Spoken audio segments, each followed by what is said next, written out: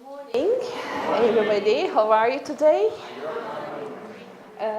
Welcome to Istanbul. Anybody from Istanbul? No, is that your, no, nobody? Really? Okay. So is that your first visit? May I see whose first visit this is to Istanbul? How nice, okay. So you will enjoy, I'm sure you will enjoy your time here. I moved from Ankara to Istanbul to live in Istanbul. It's an attractive city. I was very happy in Ankara, but Istanbul has its own attraction. So I'm happy here. I miss Ankara a little bit, but because there's, I mean, the traffic problem in Istanbul is killing us. But it's worth it, believe me. So today, thank God I have my voice. I was ill over the weekend, and this morning, all of a sudden, I figured out that I had no voice. So now, hopefully, I will have my voice for an hour or so, and then it's not important. I can handle it later on. So thanks for coming. This is a topic that I'm really enthusiastic about, communication skills and interpersonal relations. I covered this with my students, MA students, BA students, and communication, human relations. That's an important thing for me, and trying to change and be aware of certain things is really important. So, any parents here? Okay. So, anybody who's teaching, who is interacting with students? Okay. Or anybody who is interacting with other people in daily life situations? May I see? Of course. If you're not a computer person, even a computer engineer will have interaction with people. So this is a topic that is for human relations, and I can promise that I won't be able to finish all my slides. I have more than enough slides. So, and I can promise that, I won't cover everything today, but just a taste of it as time permits. But we can always be in contact if you have any questions, or if you attend my seminars in the future sometime, you're welcome. So yes, some of the things that we will be talking about today, but first of all, of course, why I call it neuro-communication. It's all in the process, in the thinking process. You are aware that in marketing, in sales, business, in politics, in negotiations, in presentation skills, in leadership, it's used a lot, neuroscience, and sometimes you happen to find yourself buying something that you don't need. Anything happen like this to you? Or we watch commercials and we don't know why, we go and buy things. So they know about these techniques, strategies, because we think that we live according to our ideas or our free will, but sometimes we are under the effect of lots of stimuli, and we just do things, or we just say things. And have you ever realized that you said something, but how come I used such a word? How come I said this? I wish I hadn't, kind of things we go through in everyday life situations. And of course, my wish is, or my area is about human relations and being aware of the language patterns that we use and how we affect other people and how we are influenced by other people's words, word patterns, and how we do this in our daily communications. And mostly we are not aware. Maybe, I mean, yes, this is an audience that maybe you are aware, but mostly people are not aware what kind of patterns, language patterns they use, or what kind of body language they use, and what messages we give to the other people with our words, with our behaviors, with our attitudes. So these stimuli that we are exposed to and what we do and say and the way we behave and do and say become who we are. And you heard about neuroplasticity. They say that even in adulthood, we are developing our, neural pathways are still developing. So it's never too late. Better early, of course, but it's not late to be aware. And as you are the educators, maybe as early as possible to your kids or to the young generation, if we share these, much better, so that they will be aware of the things. So these neural pathways lead us to places. And are we aware of who is riding the horse to this direction? Or, as they say, who is steering the bus? We think that sometimes, yes, we are consciously in control of our lives, but actually research shows that we are not. We are under the control of our neurological process, unconscious mind, let's say. So unconsciously we're doing things, but we think that we're doing things consciously and we're in control. So we move through life not by responding to the world around us, but we are responding to our model of the world, our map of the world. We have a map in our mind, and we are responding to the world according to our own map of the world, our model of the world. And as you all know, the map is not the territory. It's just a representation of the territory. So how can we be aware of this territory? Or how can we be aware of this mind map that we have or the others have, so that we can reach everybody? Anybody who says, I can reach anybody, I can just contact with anybody, I can deal with any kind of person. So if we know more about other people's map of the world, then it will be easy to reach them. Or if we know about ourselves, our schemata, our map of the world, then we can do things in a different way.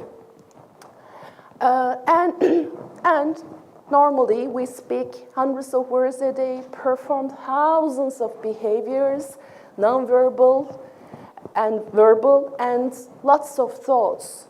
You know how many thoughts a day? How many thoughts a day? Too much. Too much, sometimes too much. And then, are we aware of the power of these thoughts that we are producing, or the words that we are using?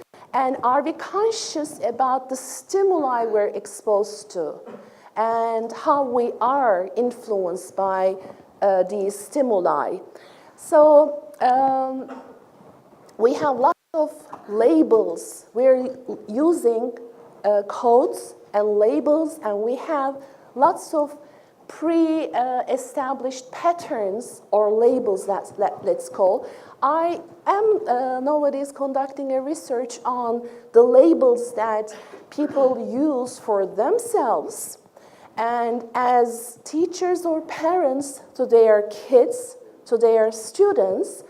And I don't know how I will be sharing these, but teachers, parents, even us, we use lots of labels so that they stick to students, and once they stick to us, we live our lives with these labels. We still call ourselves the way our parents call us, the way our teachers labeled us. And it's hard to change these labels or codes that we live by. But being aware of these labels, codes, and pre-established, conditioned responses that we have, then things will be much easier for us. In the communication model, as you know, we're exposed to an external behavior. We see somebody talking, doing something to us, and then we have, this just goes through our filters. Lots of filters, we'll talk about the filters, and then we have, after these filters, after these thoughts, feelings, expectations, memories, senses, they're all triggered. And then, after these filters, we have an internal response. Then we just show an external response. We say something, we do something after all these filters. Then the other person gets it, and he, she goes through this process again and says something. And we communicate. It's a miracle. We understand sometimes each other. Sometimes we understand each other. I won't say sometimes we don't understand. No, sometimes we understand each other. Because it's difficult. It's an art. It's not easy to understand.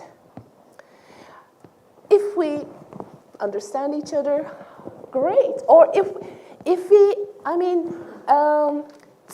try, give it a try to understand the other people, that's the thing that we should do.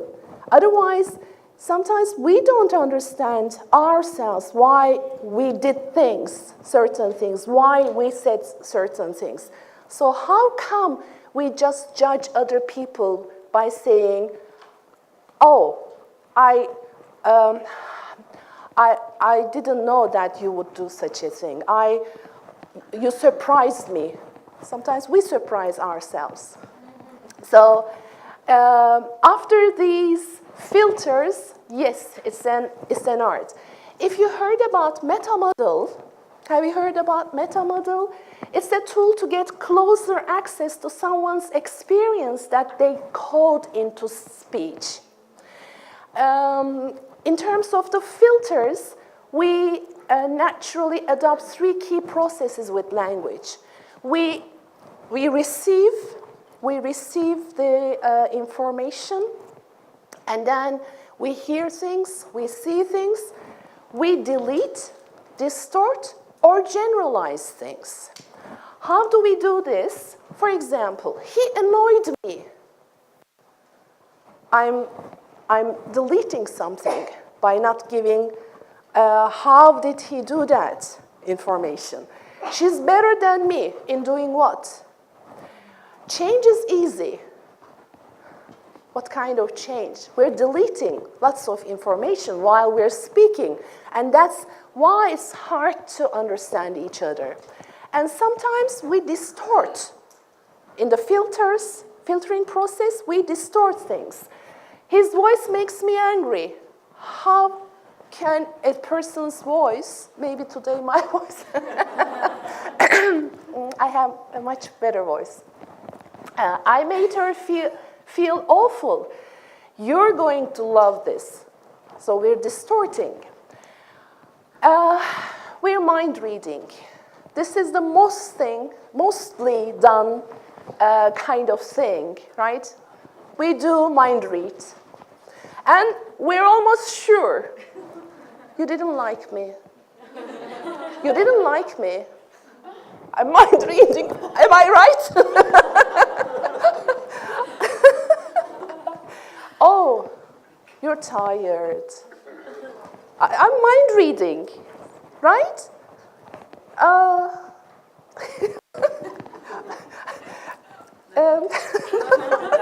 don't want to do this, but we do a lot. We do a lot. So I know you don't like me. I know you're curious. Curious about what? I know you're sad. How do you know? How do we know? And we're communicating with this mind reading, and yes, we have miscommunication. No way out. We have, because we do this a lot.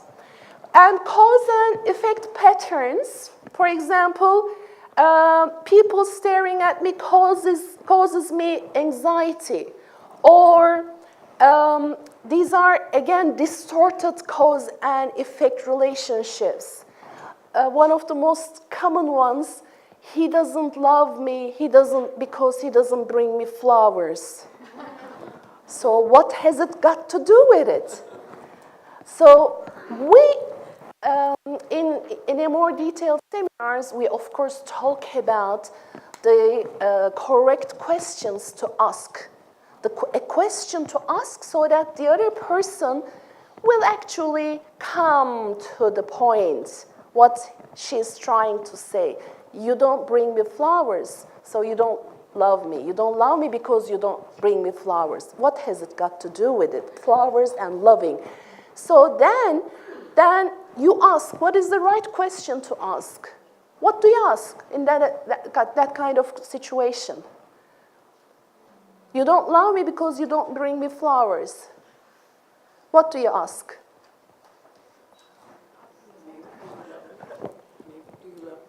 No.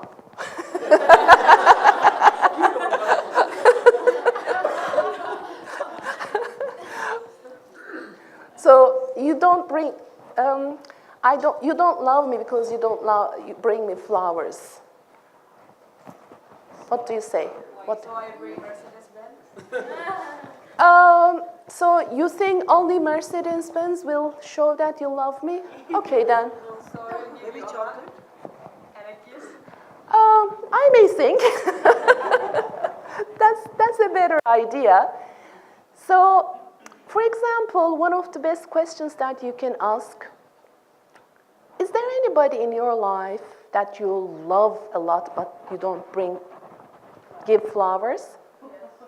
Oh, yes, my mom. I don't frequently buy flowers to her, but I love her. Okay, that's not the point. You don't remember our special days. I don't think that you give importance to our relationship, etc., etc. So let's come to the point, the real issue.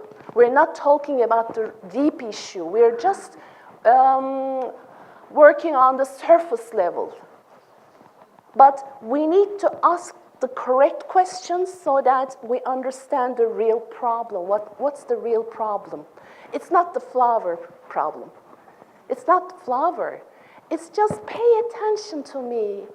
Just let's spend some time together. Let's do something together kind of issue. So there's nothing anyone or anything can do to affect our internal state. The distortion is, it's our response to the external stimuli. Just bringing flowers, not bringing flowers, my response to that is thus distorted, of course. And we generalize. We do this a lot. nobody loves me. Your child comes home at age 7, comes home and says, nobody loves me, and crying. So what do you ask? What do you ask? What's the right question? Nobody loves me. We generalize. What's the question?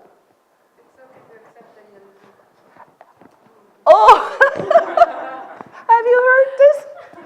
It's okay to accept the reality. Oh. Okay, Mom. So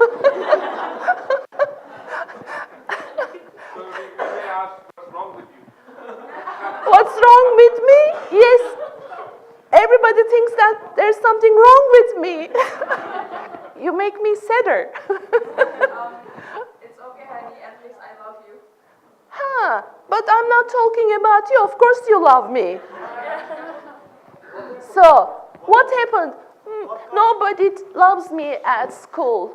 What caused you to speak like this? Nobody is playing with me.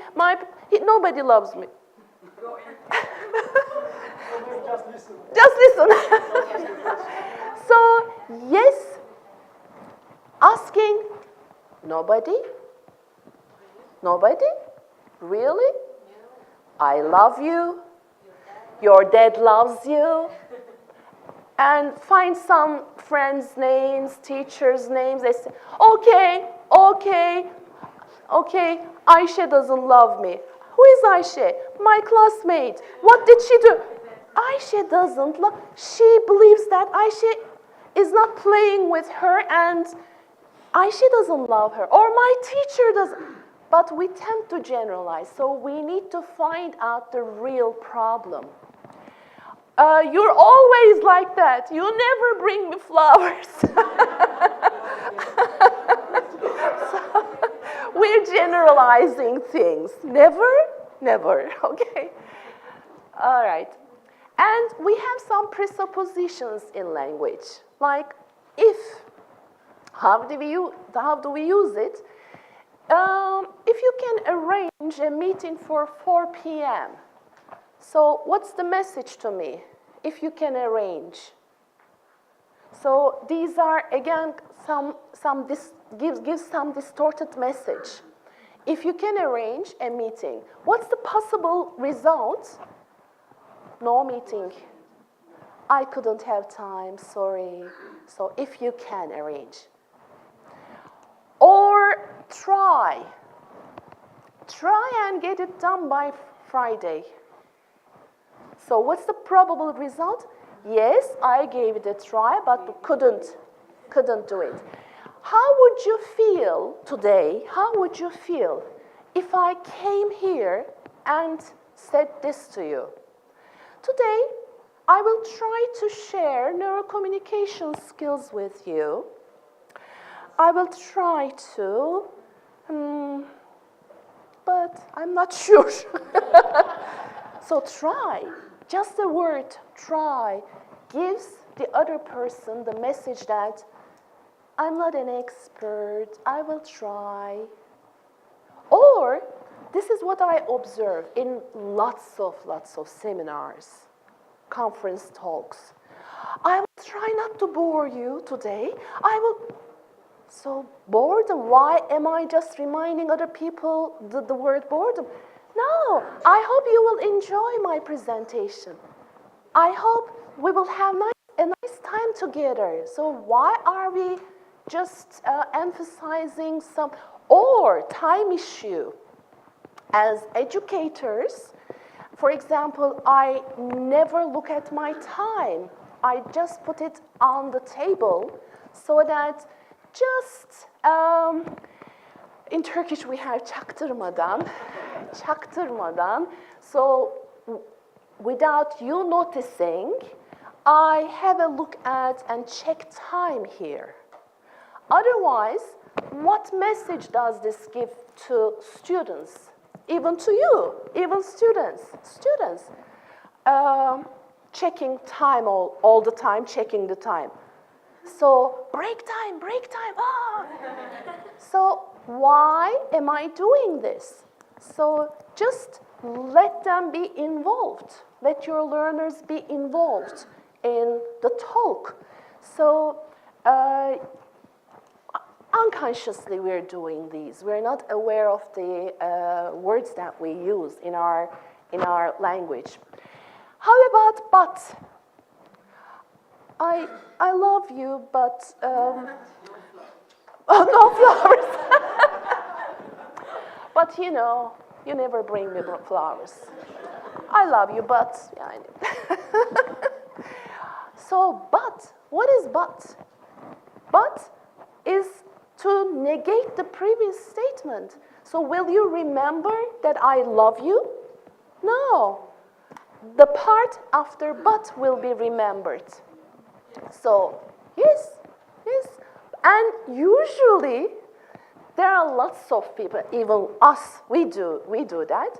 Someone just shares an idea and you say, yes, but. Have you observed yourselves or other people saying, yes, I agree with you. But. And you expect, but. Yes, it's a very nice idea, I agree with you. But. It means I don't agree with you. Simply, I don't agree with you, it means. Yes, we have considered your idea, but. So what is the message? They will ignore my idea. I will be ignored. They didn't like my idea. So what can we do then? Instead of if, we can say when. When you have arranged a meeting for tomorrow, please let me know. That's as simple as that. When you have arranged, let me know, please. How about if? No. What was the second one? Try. Instead of try to do something, do it. Try to arrange a meeting by Friday. No. Please do it by Friday. As simple as that. Be clear. As simple as that. How about but issue? I love you, and if you bring me flowers, I will love you more. And means, okay, the first part is okay, and still there's a second part. I'm not negating my first part. They have incorporated, okay, yes, we have considered your idea, and we're going to think about it. Okay, they won't ignore me. They will just give me a chance, maybe. Okay. And, all right, can we be consciously using these? Can we be aware of these? And we sow seeds to the minds of other people with our language. And our minds are also like this. And there are advanced suggestion techniques in our daily life conversations, in our teaching, in our family relationships with friends. Indirect unconscious learning comes first. Then comes direct and verbal instruction. Indirect unconscious learning is more permanent than learning through direct verbal instruction and involves emotion, intentionality, direct experience. Then we gain insights from indirect unconscious learning. Knowing happens, then knowing, because I've experienced that indirectly. That allows for exploration of content further than educators presenting the knowledge, allowing for the generation of entirely new knowledge and ownership by the subject. Then comes verbal instruction. So in our classes, we do lots of things. We perform lots of nonverbal behaviors, say lots of things. Indirectly, we give lots of messages. We use anchors, anchoring. I won't be talking about anchoring, but I'm an anchor here. Or I can do this. okay, trust me, I will be sharing this with you tomorrow. Trust me, trust me. Trust me. I'm anchoring trust. Politicians use this a lot. A lot. In the past, we had a politician, he would use a pencil, pointing the pencil, and hypnotizing. It's trance kind of language pattern to put people into trance and anchoring. And then I don't have to use the word because I anchored it. Or just bells ringing, they're an anchor. That's a conscious anchor, but we're unconsciously anchoring lots of things. Words, behaviors, feelings. So why not do these consciously? Be aware of what we are just putting in their unconscious minds. And in the Milton model, these things that we talked about are done on purpose to put other people into trance. We talked about generalizations, we talked about distortion. We should be careful about this to have better communication with people on a conscious level. But if this is done on purpose, it's done to put people into trance. This is how we are influenced by the commercials. Or this is how we are hypnotized. Commercials hypnotize us. We're in trance most of the time. Most of the time. So how can we use these? We talked about meta model. It makes language more specific, moves from deep structure to surface structure consciously, looks for precise examples, aims to bring experience to conscious awareness. Who doesn't love you? What does it mean not to bring fire? Okay? Keeps clients, learners externally focused. But in the Milton model, it makes language more general on purpose, moves from surface structure to deep structure, looks for general understanding, aims to access unconscious resources, keeps learners or clients internally focused. And by doing what and how?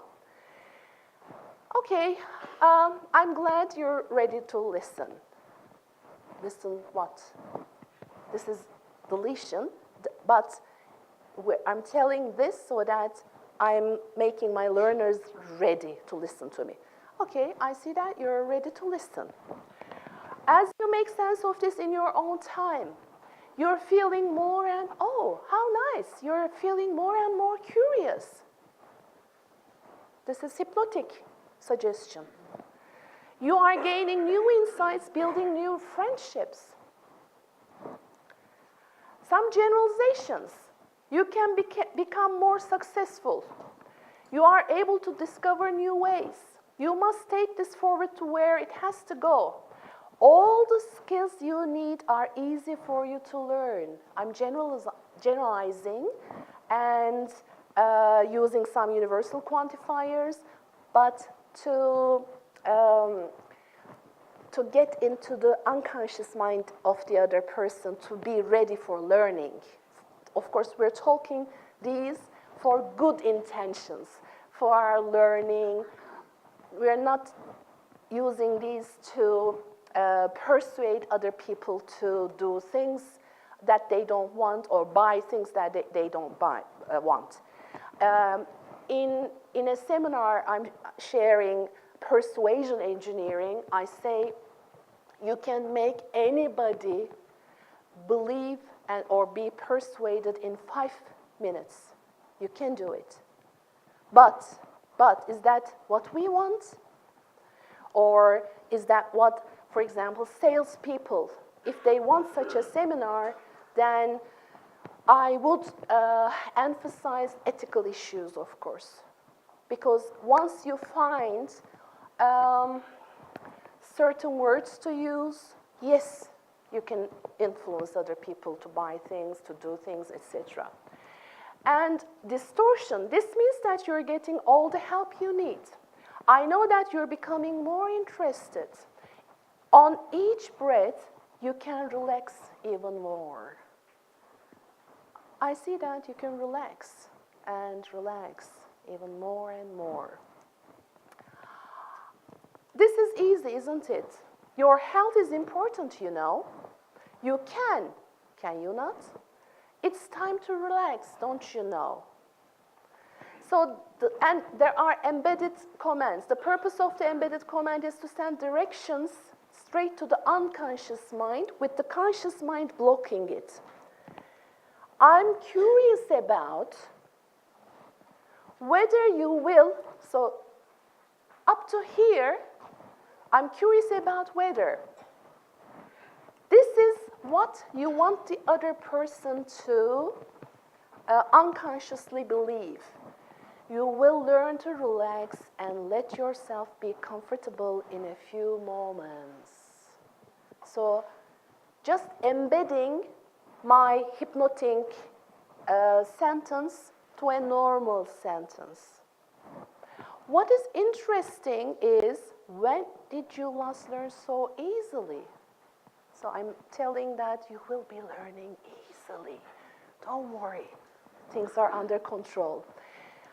Double binds, when will you clean up? This is what commercials do a lot. Or, as teachers, we can do. When will you clean up your clutter? Before you'd had lunch or after? Giving two alternatives. Would you like to order it in blue or in green, madam? So, for sales, two choices. So it means, I have to order. Okay, then blue, please. I have no other chance. Okay, then blue, please. Even green as well. Okay, so when we say about empowering, this is what I mean. Being aware of the language patterns that people are using and we are using, and in our unconscious mind, and what are we doing for the other's unconscious mind. So neuro is about our thinking process, the patterns to work on at the level of neurological thought processes, the way we use our senses of sight, hearing, feeling, taste, smell, etc. And then we start verbalizing these. We start using these behaviors or word patterns, and the way we use our language. And they say that language is the source of misunderstandings. And I think Wittgenstein said such a thing. Hocam, help me remember this. Philosophy was created because people misunderstood language, kind of thing he said about language. So yes, there's no way out. We misunderstand each other. So how can we not or minimize our misunderstandings? And how we should believe that people are much more than their behaviors and words, because there are lots of things underneath the iceberg. This is only, you just see you see me, you just hear my voice, words, that's it. That's it, you don't know about me. And everybody, I don't know how many we are here, everybody will have different perceptions of FEYZA. I am the same FEYZA, but everybody will think in a different way. But nobody will know what's deep inside here. Underneath what I use, I may use a word in a wrong way. In your culture, it could be a rude word. In my culture, it's not a rude word. And you may just judge me, but I don't know. Or in a culture, for example, this is rude. In the USA, in American culture, it's not rude. It's not rude. They just give a seminar like this. But in my culture, no, they wouldn't do that. So we're judging other people. We're not just looking at the deep structure. And one simple question that I ask, do we speak the same language? Even now we're speaking in English. As lingua franca, how many languages we have in the room now? But as lingua franca, we're using English, but do we speak the same language? No, because every single word means something different to me, to you. Okay. I like this scene, just a scene from a movie, Breakup. Have you watched the movie Breakup? Jennifer Aniston. Have you watched it? There is a scene, if we can watch it. If not, I will show you the words that they used.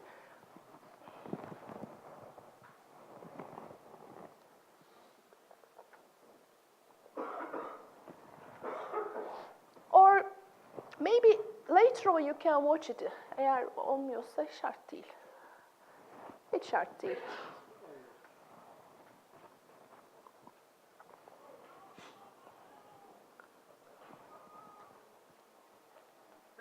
Önce reklamdır herhalde zaten.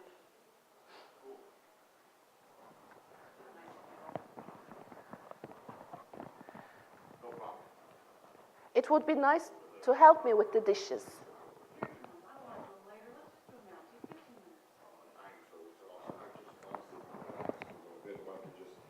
Sit here, let my food digest, just try to enjoy it. Quiet a little bit. Get some. That's what happens. And we will clean the dishes tomorrow. You know, I don't like waking up to a dirty kitchen. Cheers. I care, all right? I care. I busted my ass all day cleaning this house and then cooking that meal, and I worked today. It would be nice if you said thank you and helped me with the dishes. Fine. I'll help you do the damn dishes. Oh, come on. You know what? No, that's not what I want. You just said that you want me to help you do the I dishes. want you to want to do the dishes. Why would I want to do dishes? So you can watch it. I really liked it. So, okay, I will do the damn dishes. No, I don't want you to do the. But you said you want me to do the dishes. No, I said okay. I want you to want to do the dishes. And then, if you continue watching it, then she says something and he repeats it and she says, but I didn't mean that, but you said that. So they're talking in their native language, but they don't understand each other. And you just said that you want me to do the... Teşekkür ederim. And another good example of a movie is Lost in Translation. If you have watched it, Scarlett Johansson, Lost in Translation, they're speaking, a couple going to Japan, and in Japan, the guy just communicates, even if he doesn't know Japanese, he communicates with Japanese people, but he cannot communicate with his wife in their native language. It's a very nice movie. So, yes, words, I like this quotation. Words are like loaded guns. We're killing other people, killing me softly. We're killing other people with our words, or other people wounding us or killing us with their words. So we need to be careful about our words. The words we choose to speak decide the life we choose to live, and how we use them, and what the effects of these words are on other people. And we program ourselves to do things, to be afraid of things. Even phobias are programming in the unconscious mind. We program ourselves to, it protects us from cats, from any phobias here? Any phobias? Phobia of? Heights. Okay. Any phobias of insects? I will talk about that. So we just use negative conditioning on other people. Don't make noise. Don't walk on grass. Do not litter, and you find lots of litter around that area. And in once upon a time, I'm glad we don't have this, but don't be a traffic monster. We had this on our roads. Don't be a traffic monster, and it created traffic monsters. And I believe that, and I fought for that a lot. I fought for that a lot. I said, this is not creating the effect you want. This is creating monsters. Don't be a traffic monster. Why are you not emphasizing respectful, etc.? Okay, so we cannot condition other people in the negative. Just to prove this, now close your eyes. Close your eyes. I won't do anything. Just close your eyes, please. Now, don't think a red elephant. A red elephant, please. Don't think a red elephant. Please don't think a red elephant. Please open your eyes. This is a red elephant. Don't think, close your eyes. Don't think a red elephant. Don't think, so, did you not? So, in order not to think something, you have to think it first. So you cannot condition other people in the negative. Now I created the image of a red elephant in your minds. So don't fight, don't talk, don't forget your homework, don't do this, don't run, don't. So it emphasizes, suggesting this. Okay. All right, but you can say this, attention. If you litter, you will be punished. And woman, man, doesn't matter. It says, kadın erkek fark etmez. So there is equality in our country. Okay, so you can always say things in the positive, all right? All right. Any phobias of snake? This is me in the past holding a snake. Okay, you can look, then you don't have any phobias. How about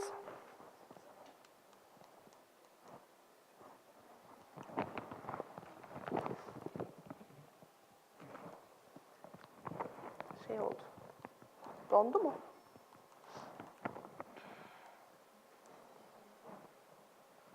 How about phobias of insects? Any insect phobia? Really? Okay. So I will just cure this in 1 minute. Are you ready? Actually, I can do that in 10 to half an hour, in 10 minutes not, but in 30 minutes I can.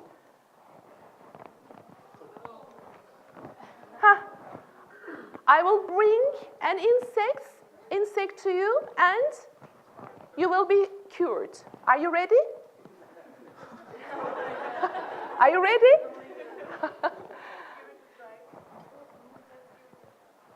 How about this? Ah, this is fine. And you should have seen her facial expressions. No, really? And then, this is fine. It's also an insect. Are you aware? But no, in Turkish, this is uğur böceği. It brings luck in our culture. So it brings luck. And in my seminars, when I show this, even a person with an insect phobia says, but this is a ladybug, uğur böceği. It brings luck. But this is a bug. So this is how we were conditioned to be afraid of the insects, but not to be afraid of a certain insect. So this is all about our neurological patterns. All right, so I will just talk about map is not the territory. We talked about this. Every person's map is unique. We need to be more aware of this map. And for example, we're talking about, in your culture, this is a common fruit. In my culture, it's not a common one. And in hundreds of seminars with hundreds of participants, I asked them, okay, just imagine now you're eating papaya. That doesn't mean a thing to my participants. And I will ask this in the exam, I say, and they have no idea about papaya. But you have an idea about papaya. How about this? Now, imagine that you're eating this green plum. This is what we call canerik in Turkey. So you're eating this. How do you feel? How does it taste? And I will ask this in the exam. Anybody who tried this? Okay, 1, 2, 3. What I'm talking about will only be meaningful for them. And the others will be looking at me. And I will, why aren't you listening to me? Why don't you understand me? Because it's not in my map. It's not in my schemata. It didn't activate anything, but it activated something there. Okay?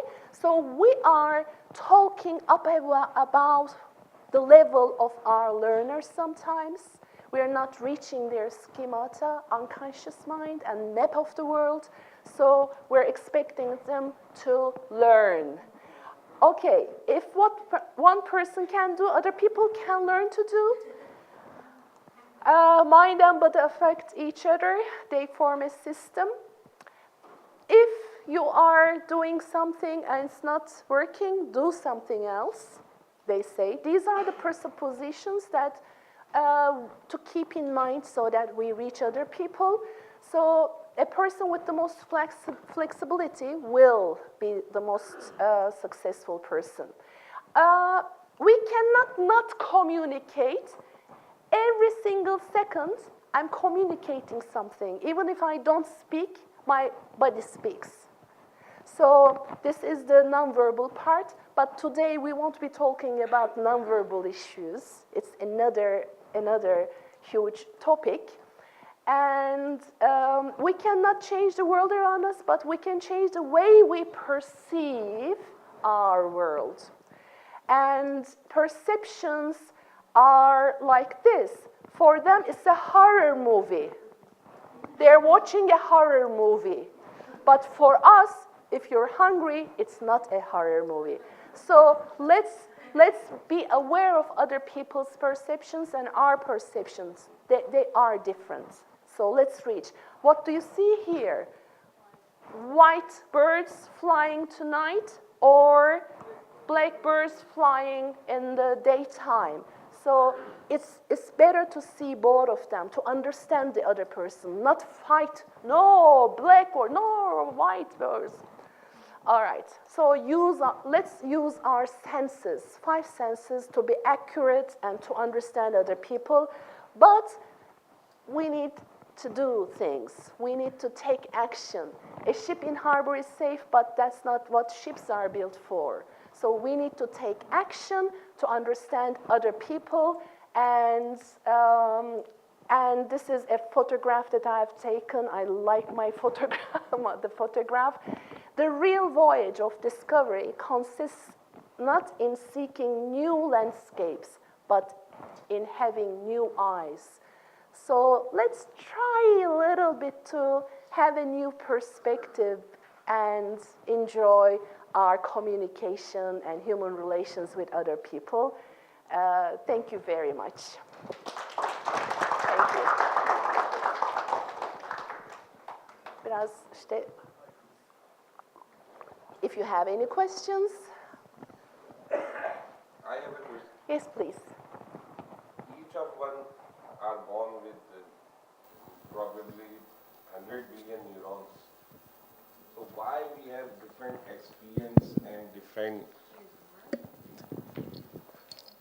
Each of one, I think, born with 100 billions of neurons approximate. But how it creates different in us as an individual difference regarding thinking, the impact and the intensity of the words and emotions. Is there any, I think the process behind is neurotransmitter, the role of dopamine and other. But how the difference create in our thinking, in the schema is same for monkey and key in each of us. But the intensity and the implication and execution of these words is different. Na? Thank you. I mean, as far as I can explain this, of course there is nature and nurture issue. There is nature, we are nature and, yeah, I mean, we are born with some capacity, of course, okay. At the same, but, at the same time, the experiences that we are exposed to from the very moment that we were born, and even they say even before people are born, babies are born, we are exposed to lots of different experiences. And even for twins, the experiences are different. They perceive things in a different way. And we start recording these. And for example, we cry and the mom doesn't come that minute, that second. Okay, it's a world that I shouldn't trust. I'm recording this. Or mom gives me a silk something and I touch it and then I believe that my mom is there and I'm in a safe environment and all of a sudden I'm a grown-up. I don't know why, but silk gives me a good feeling. So we're not aware. Or I see my mom crying and I go and I say, Mom, why are you crying? And then mom just turns her back and says, okay, I'm not crying, I was cutting onions. Oh, okay, women shouldn't show their emotions, feelings. So I'm recording all these. Or they tell me things, I drop something, but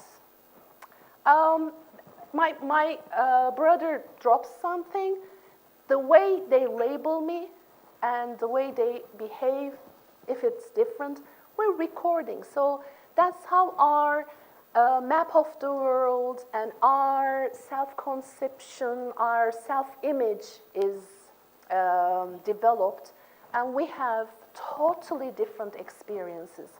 And I also ask this in my seminars.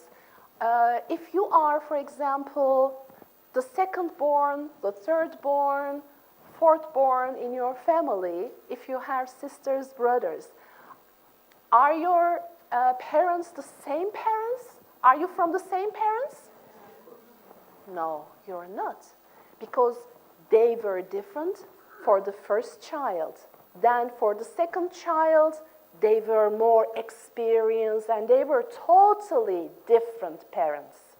For the third, totally different. For the fourth, so we are even not born from the same parents. Yeah. Physically same parents, of course. Adler psychology is yeah. Yeah, Adlerian psychology just even talks about the order of the birth. So we have, hocam, it's not an easy question, but I mean, we have all different kinds of experiences. Thank you very much. We have almost continuously change our neural network. Suppose you are my friend, but after a span of time, maybe a break has been occurred. And then we revisit our relationship, then we make our friendship more stronger. So the neural network has been changed in our life throughout the life cycle. Throughout the life cycle, yes. Thank you for the contribution. Thank you. Fine.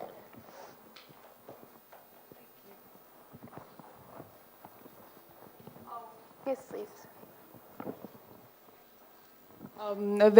Thank you very much. A very simple question. I have two questions. Is okay? May I have two questions? Yes, please. The first one, I want you to back in a slide. You said that there is no failure, But I skipped that. yes, Yeah, okay. I was Sorry. wondering about, there Okay, is, sorry for that. Yeah. I skipped. I thought we don't have enough time, so but it's okay. It is catching my eyes. okay. There's no failure. Yeah, only feedback. It's important for me. Yeah, thanks Yes, for it's reminding also my concern. The second one, I want to know that. I was wondering about your opinion or your perspective about something like, if you find someone that have a perspective to speak straightforward to the point, or to speak blah blah blah, or have a chit chat first, something like that. What would you prefer? To speak straightforward to the point, or talk much first and then go to the point? That is. Thank you very much. Thank you very much. Maybe we can talk about this, and then I can go back to that slide.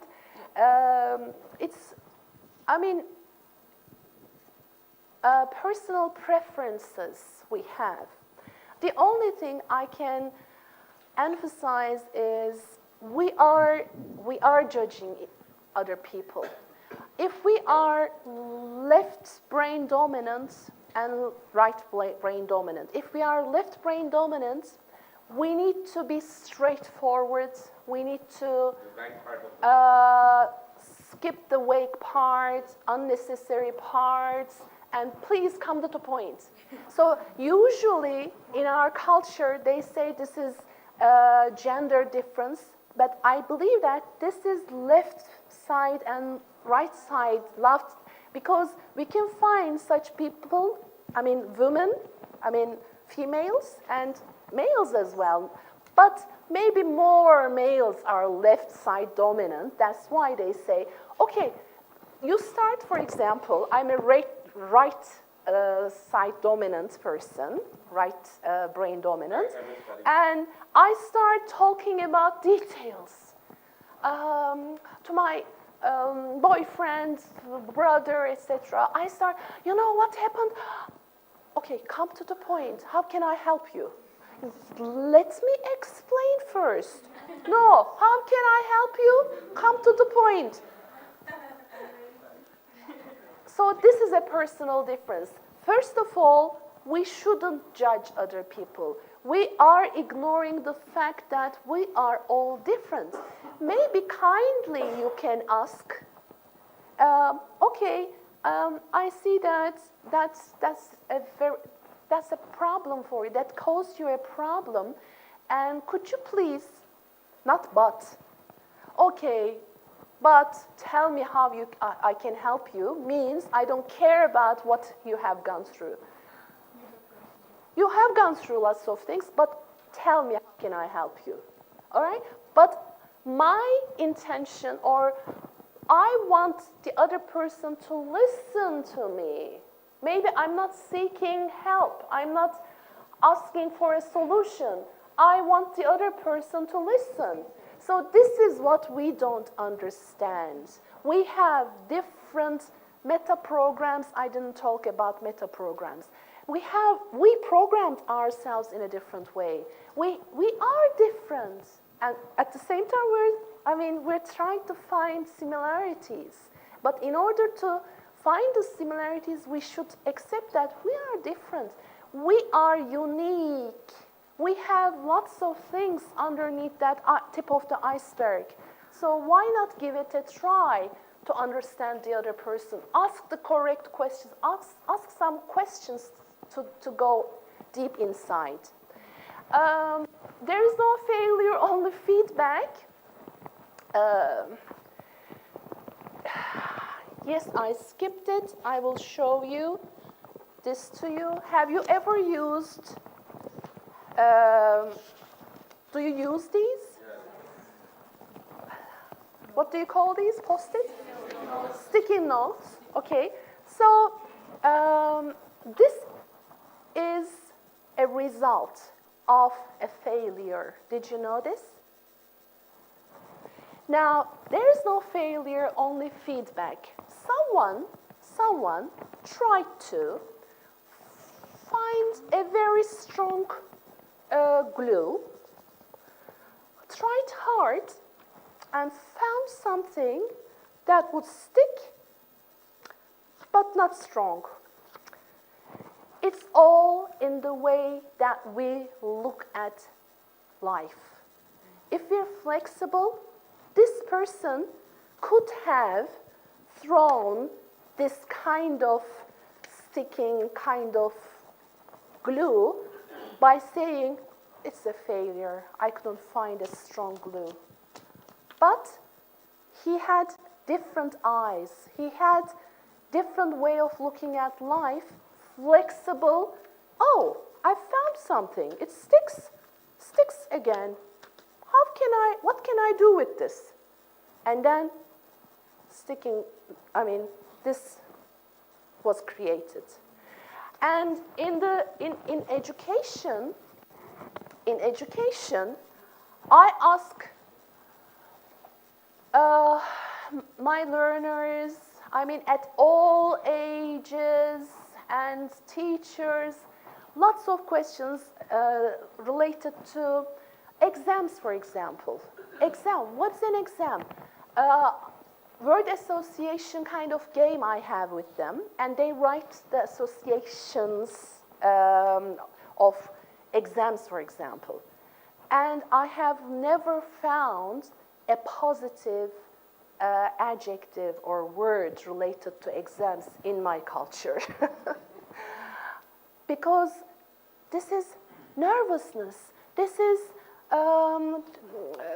stress, this is exam, stress. But exams don't have to be stressful. They are only feedback for the teacher, or the family, or the person, or the student. But we use exams, homeworks, etc. as punishment. So there's no failure. If I have a look at my students who came to my class with an average of 40 out of 100, and at the end of the semester, if he is 65, this is success for me. But another student was 70 and now he is 90. Oh, more successful than this one. No, the other one is also successful, because from 42 going up to 65 in English exam is really success. But we're not seeing things like this. We see that we just say, this is failure. No, we have to see things in a different way. This is only feedback. That's it, as simple as that. Okay, so I can also answer during the break if you like. Thank you very much for listening. I don't want to take your break time. Thank you.